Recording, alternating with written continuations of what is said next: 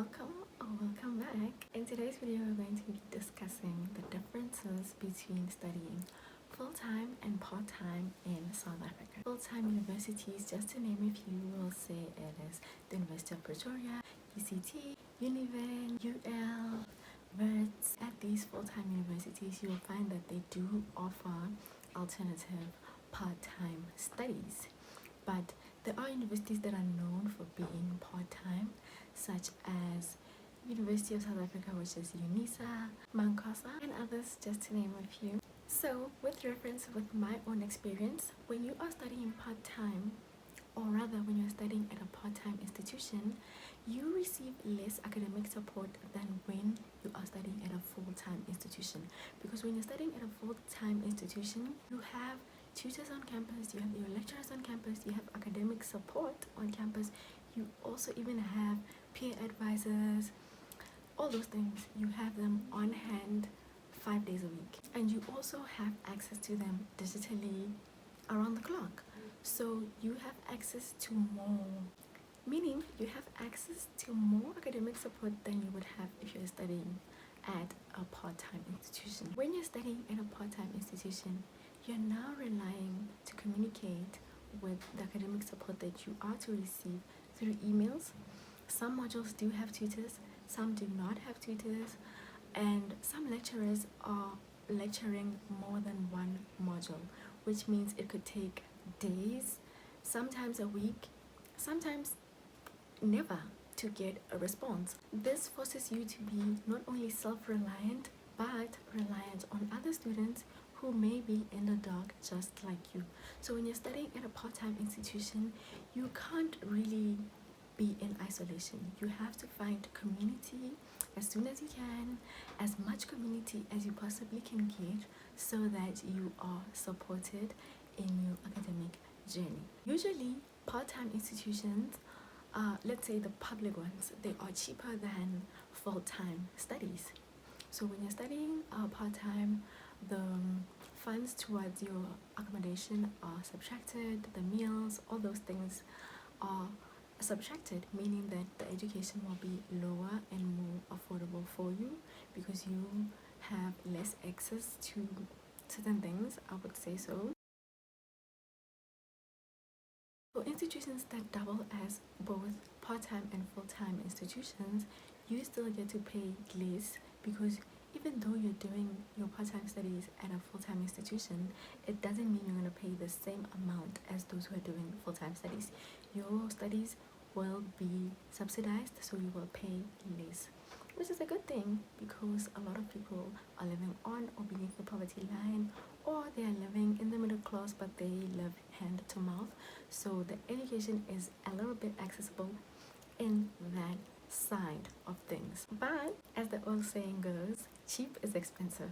So anything that you're not paying for, like the university's facilities, you will have to make up for those costs. Because imagine now, if you want to print something, you have to go to private printers to print that out, and the costs add up over time. You realize at the end of the year, I've spent almost 9,000, 10,000 on only print works, which means it does eventually get to add up to the fees that are being paid at these major full-time institutions, but it is still manageable. If I was given a chance to advise a student who is coming fresh out of high school to choose between full-time and part-time, I would say definitely go full-time, because when you're a part-time student, I feel like it is good for post-grad, but for undergrad, you do require a lot of support, and especially if you don't come from a private school, there's a lot of things that you're going to need to learn in a full-time institution. There are a lot of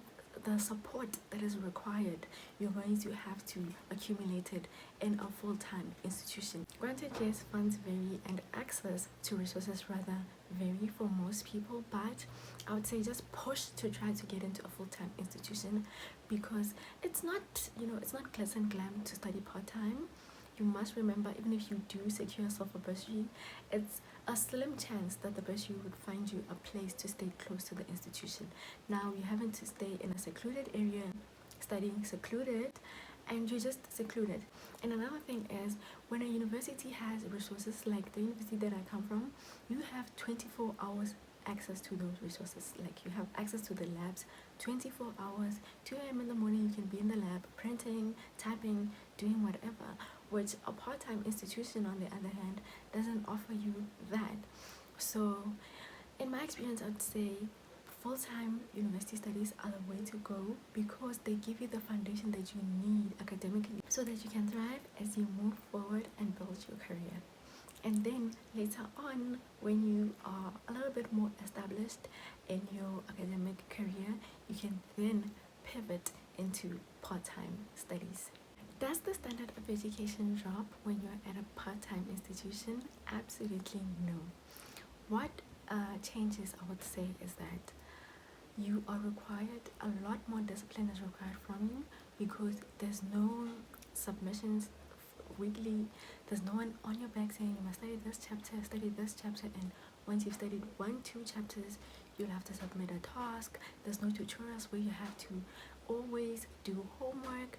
So it's up to you whether you are keeping track of your studies or not. The standard of education, it is quite the same. It is very competitive. It is very good. It's very good. But with discipline, I think you're going to struggle. Any normal person will struggle, because now you don't have that thing that is kind of tracking you or monitoring you to say, at this point you're doing this and this chapter, or at that point you're doing this and that chapter. And you might find yourself, because you're not interacting with other students on a day-to-day basis and seeing them in person, you might wake up someday and 3 or 4 assignments have passed and you didn't even know anything about it, because you're not staying up to date. Another thing I've realized is that it's so easy for assessment dates to be shifted.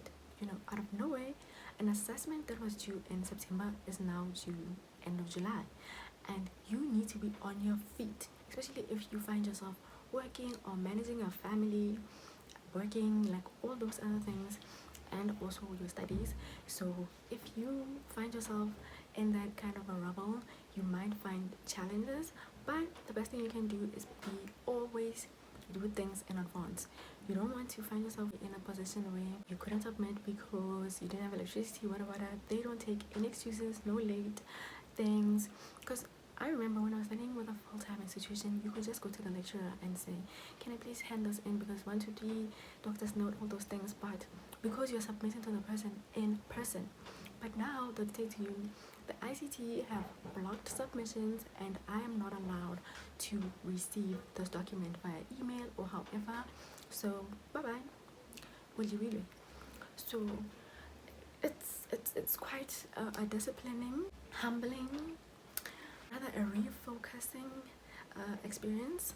I've had an experience where I submitted the question paper, because I kind of like titled both the answer sheet and the question paper the same way.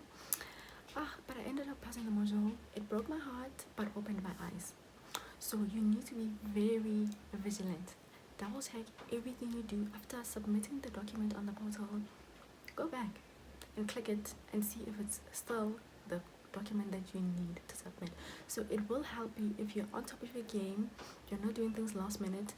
You're not going to have that stress to say, I no longer have time, I'm left with a few minutes, let me just submit. Your time management needs to be on top. Like, you need to know, this is what I'm assigning this to, and that, and that, and that, and that, so that you're always able to manage the workload. So when I was studying at a full-time institution, the modules wouldn't exceed 8. I think when you had a lot of modules, you'd have 6 or 7, but here you could have even 10 sometimes. So you need to know, how am I going to group them? There's certain things that are similar, so you need to find that common ground and then pair your things together so that they are easy to manage.